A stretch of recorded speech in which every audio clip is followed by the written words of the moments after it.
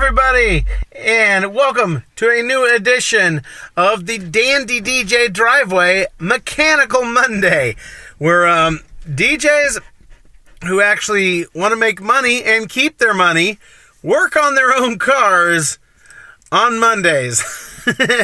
When that's the furthest they get from the weekend events, and gives you the most time to correct anything you might screw up when you're working on your car. And today, in my maintenance schedule, it's showing that it's time for me to, it says to clean the PCV valve, but they're so inexpensive and they're so important that I figured I would change it. It was like $10 at O'Reilly's. So, if you don't know what I'm talking about, that's the positive crankcase ventilation valve. It plugs into the top of your engine, and I guess the unburned gases go through that and get recirculated in, and then burned again in the engine, so it doesn't go out into the atmosphere and out your tailpipe, and it just makes everything burn nice and clean. Well, when the valve gets clogged, it can cause you hard starts. It can also build up pressure in your engine, which will give you oil leaks, all kinds of bad things. And here is the valve, at least for my 2009 Chrysler Town and Country. This is the brand new one I just bought. I'm going to put that one in. Now, the thing about it is that you change them every like 50,000 miles or so, and I don't think I ever changed mine, and I've put almost 100,000 miles on my van. I bought it with 185,000. I now have 272,000 miles on it, and I've actually never swapped this out or pulled it and cleaned it. So I'm thinking that this is going to be a monster to get out of my engine. This is the new one. I haven't started the job yet. But looking over, doing my research, the way I'm being told the best way to get this out, because it's such a bear when it gets baked in there, you have to put a bolt into the top here to take up the space inside, and then put a pair of vice grips down here and clamp it down tight so that it grabs onto the bolt. So this will be sticking out of your engine. You got a bolt coming out of here, and then you put vice grips right here so it clamps onto the bolt. Okay, got it? So it's holding the bolt in place inside the valve. And then you take another pair of pliers up here and you grab the top of the bolt under the head, and then you pry the whole thing up. So the bolt is secured in here and clamped in place, and then you go and grab the top of the bolt with another pair of pliers and pry the sucker up. And hopefully this rubber stuff doesn't break off inside the hole, because then you've got to try and get that stuff out without it falling down into your engine. That's the challenge. That's what me and Emmylou are going to try to accomplish today. What do you say, Emmylou? Can we do this PCV valve today in the driveway?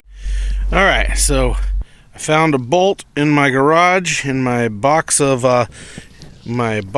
spare crazy bolts, and here's the new one. And just for sizing reference, we've got to be careful not to screw up the new one. Just gonna stick that down there and see how it's pretty good fit. You want it to take up as much room as you can, because you're gonna put vice grips on there on the old one, and you're going to clamp it down so it'll grab onto the bolt, which is what I'm about to do with my vice grips, and then get something under there and then pop the old valve up. So here I go.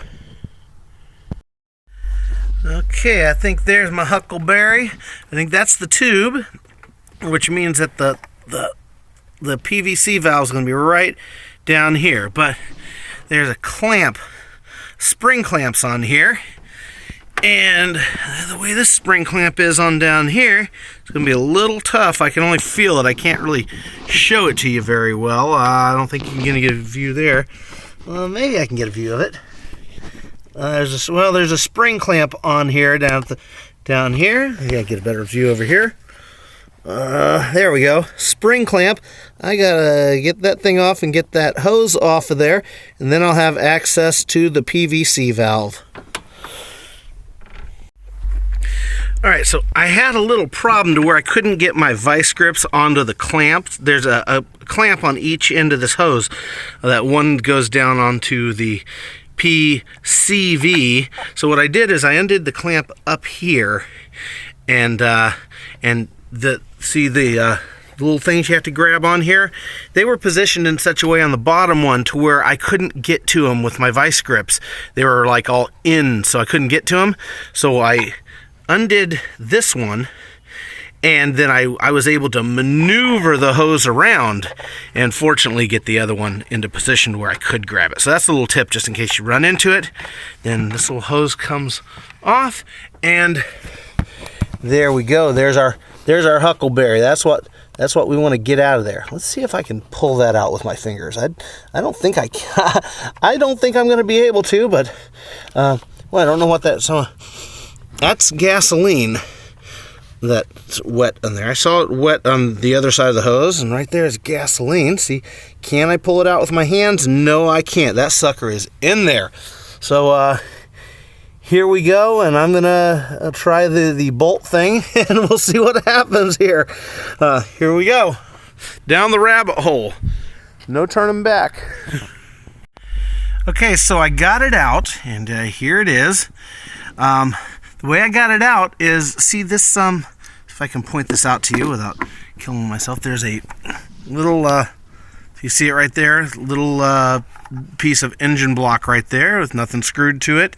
Well, this, was back in there. I had the vice grips down there, and I used a big old screwdriver. I got it underneath the lip of the vice grips, right where it was grabbing.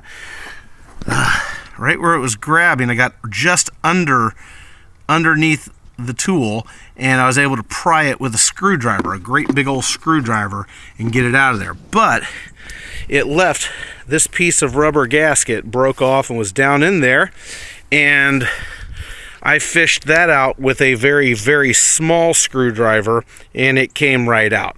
So there you go. I'm going to pop the new one in and see what happens. Okay, and here's the new one. I'm going to pop it right in there. I don't know how well you're going to see this. It goes right in there, and just, that's all there is to it. I'm going to reattach our hose right here, and that'll be it.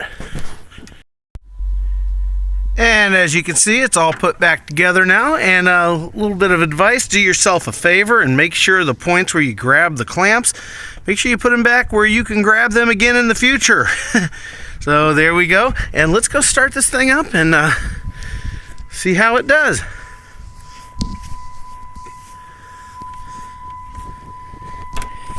Get my key out here. Oh, it's in the car. That's why it's dinging. Yes, as you can see, oh, it doesn't show my mileage right now. Started up just fine. And I'll close the door, and you can see that I have an open door still. Trying to show you how many miles I have on the car. It won't show it to me if I have any doors open. There you go. 272,874 miles. And this dandy van is still running like a champ. Anyway, that's how I changed my PCV valve in my 2009 Chrysler Town and Country, and I hope that will be helpful to some of you. Stay dandy. Oh, hey guys, and here's another quick tip for you. You want to get an extra go-round out of your car's air filter? Well, if you have this kind, the kind that kind of fans out and you can kind of get in there, if it's not too bad, you can get an extra go-round out of it with a vacuum. Just get your nozzle for your vacuum. Me, I have the bucket head. Boy, my wife got me that for my birthday a couple months ago. Snaps right on top of a 5-gallon bucket and turns it into a wet dry vac. And what you do is you spread out these little fins right here, put the end of your vacuum in there, and you just suck out any little junk that's in there. I've already done this one. Took me about 5 minutes just to go through them all. And it had some junk, but it wasn't too bad. So I figure I can get one more go-round before I replace this guy. So that's my quick tip there. Love the bucket head, fully endorse that.